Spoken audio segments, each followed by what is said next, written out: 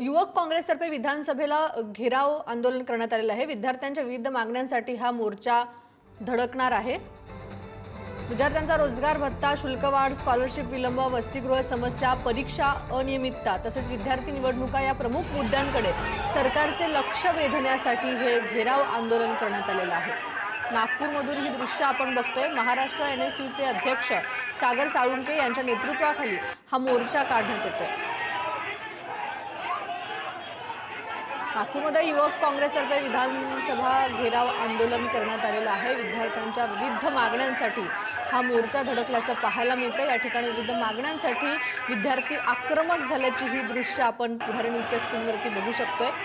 विद्यार्थ्यांचा रोजगार भत्ता असू देत, शुल्कवाढ असू देत किंवा स्कॉलरशिप विलंब, वसतिगृह समस्या असू देत, परीक्षा अनियमितता तसेच विद्यार्थी निवडणुका यावरती लक्ष वेधण्यासाठी हे आंदोलन आहे।